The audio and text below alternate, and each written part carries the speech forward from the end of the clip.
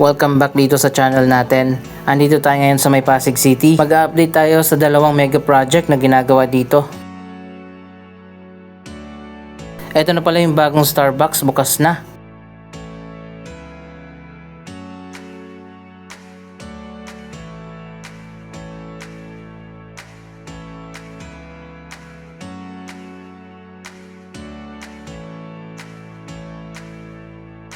Medyo madilim na naman yung panahon natin sa ngayon. Para sa mga nagtatanong kung ano na ang update sa tinatayo na UAAP Arena at saan nga ba ito itatayo, papakita ko sa inyo.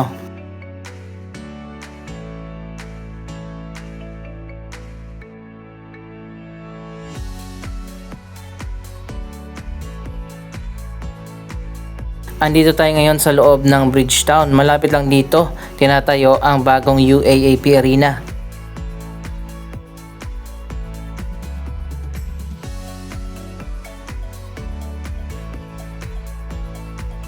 Hindi dito sa loob ng Bridgetown tinatayo yung bagong arena, pero nasa tapat lang.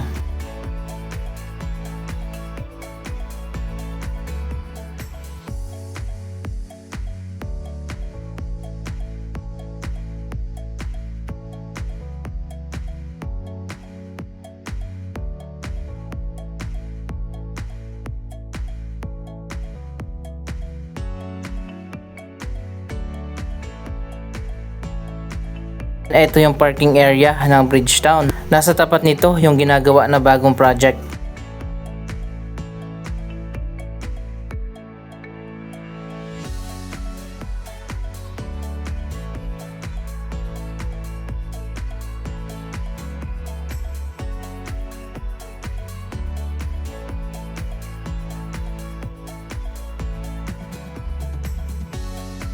Ang building naman na ito ay temporary Pasig City Hall. Dinimolish na kasi yung luma na Pasig City Hall at ngayon dito muna sila temporary habang ginagawa ang mas modern at bagong City Hall. Mamaya pupunta tayo doon.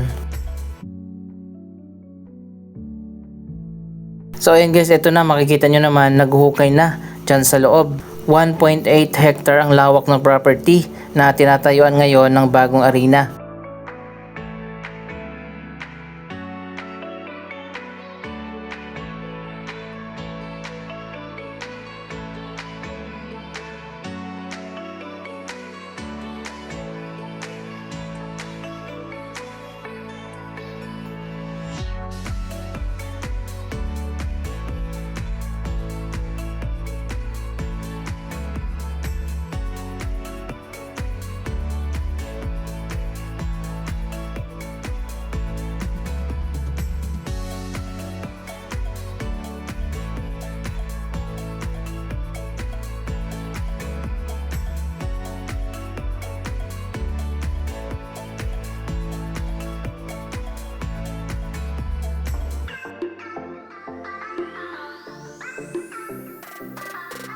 Para sa mga hindi pa nakakaalam, nagkaroon ng pagbabago sa bagong arena na itatayo dito.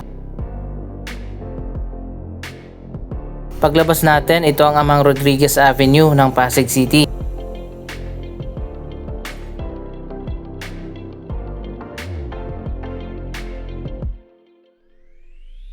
Itong area na to na maraming puno, nandyan sa loob tinatayo yung bagong arena.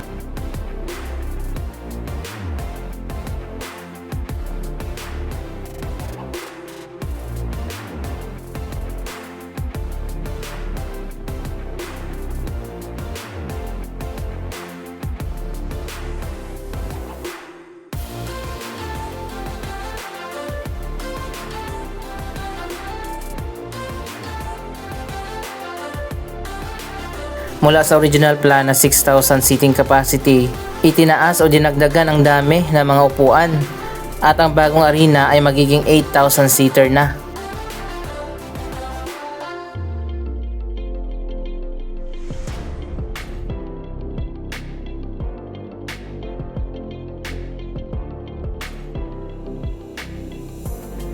Dito itatayo ang mas bago at modern na sports arena na pwede rin gamitin sa iba pang mga events katulad ng mga concert. Ito pala ay joint venture project ng UAAP at ng Akari Corporation. Finally, may dagdag na bagong sports arena dito sa Metro Manila. Sa taong 2028 pa inaasahan na matatapos ang project na yan. Napipuntahan na natin dito sa bayan at tingnan natin ang progress sa tinatayo na bagong Pasig City Hall. Nabalitaan nga natin na mabilis daw yung progress sa project na ito.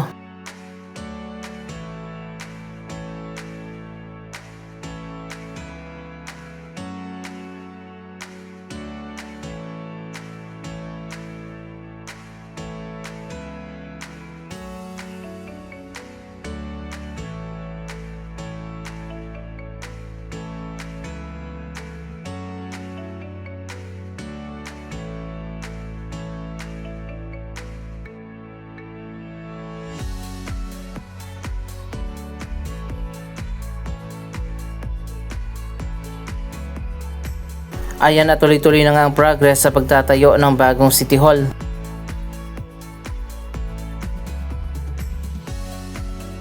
Dalawang building pa lang itatayo dito na interconnected. Isang modern na bagong City Hall.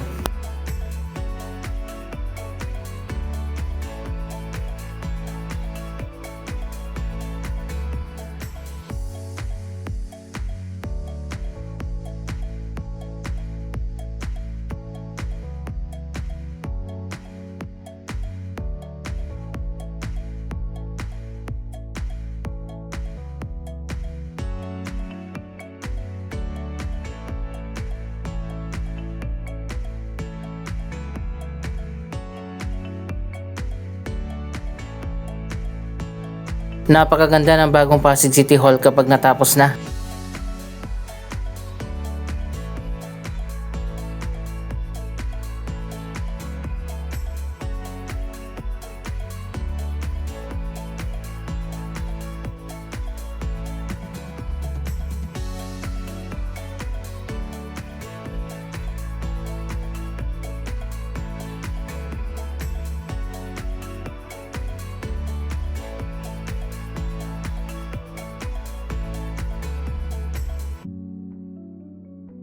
Mabilis ang progress sa proyektong ito dahil ang ibang bahagi ay prefabricated na.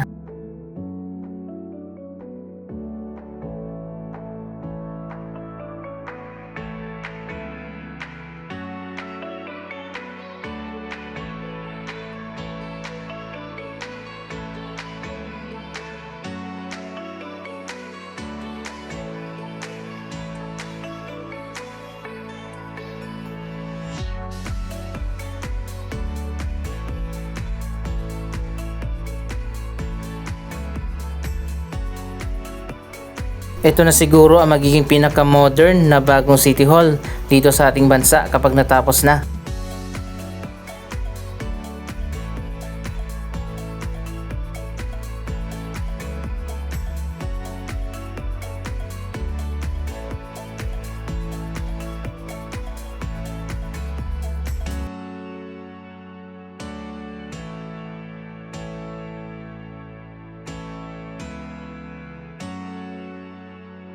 Ang bagong Pasig City Hall Complex ay dinisenyo bilang disaster resilient at modern, environment friendly na project.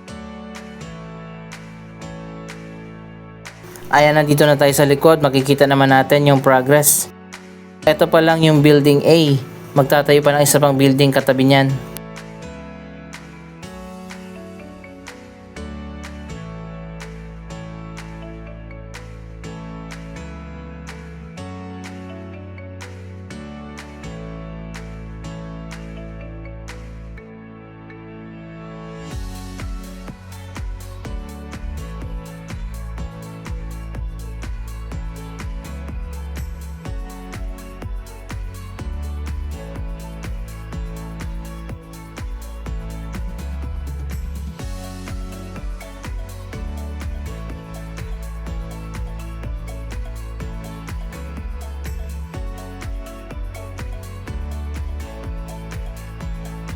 Ang proyektong ito ay may budget na 9.26 billion pesos.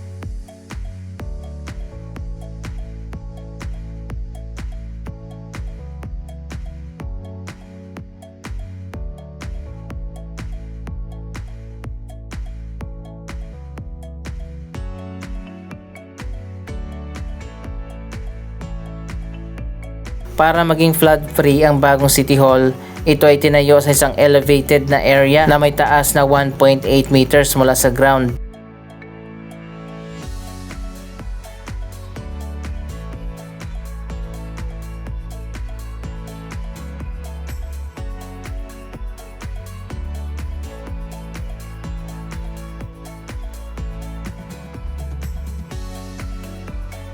Magiging sustainable din ang bagong building na ito dahil magkakaroon ng water recycling facility, magtatayo ng mga puno sa paligid nito, may sensor lights at water saving fixtures. Ang bagong Pasig City Hall ay magiging one-stop shop. Magkakaroon nga dito sa loob ng local government offices, modern health facilities at service centers. Magiging mabilis, maayos ang transaksyon dito sa loob ng bagong City Hall.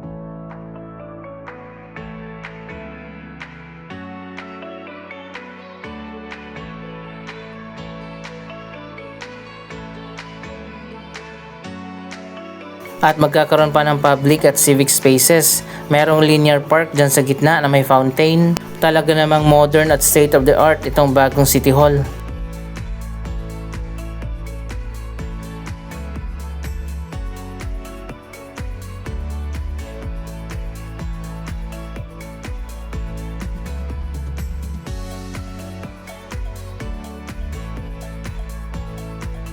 Kasama din sa proyektong ito ang redevelopment ng Pasig Mega Market. Dito lang yan sa likod ng City Hall.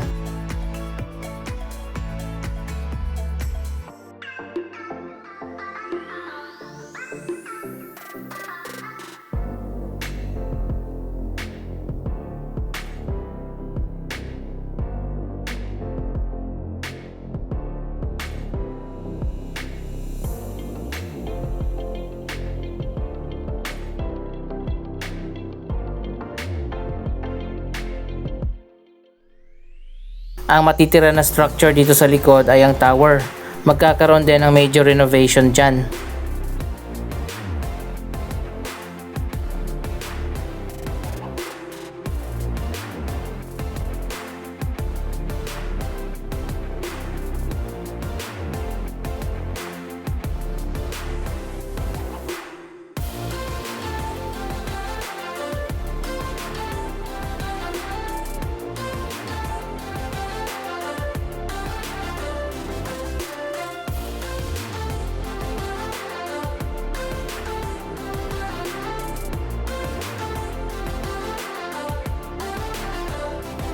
Sa tingin ko panahon na rin talaga na i-modernize na itong Pasig Palengke. Dapat malinis na at maayos. Ang ibang mga palengke sa mga probinsya maganda na at modern ang design. At higit sa lahat hindi na mabaho.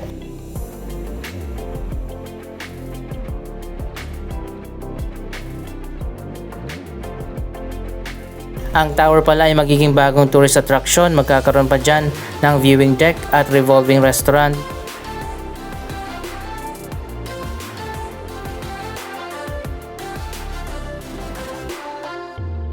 Hindi na uso sa makabagong panahon ang mabahong palengke.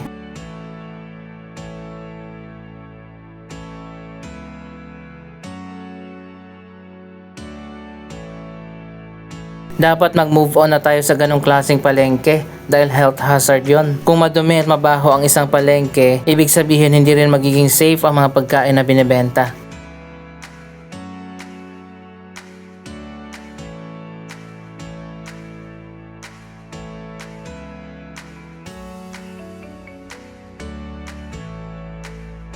Abangan din natin ang transformation ng palengke na ito.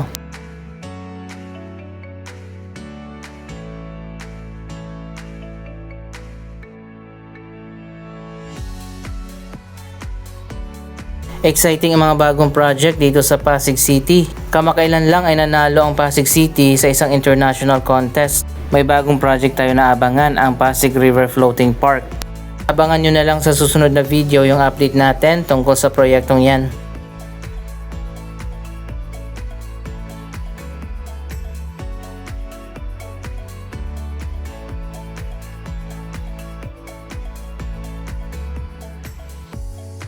Anong masasabi nyo sa mga proyektong ito? Mag-comment lamang dyan sa baba ng inyong mga reaksyon. Maraming salamat sa inyong panonood. Huwag kalimutan na i-like, i-share ang video ito at mag-subscribe. Thank you for watching.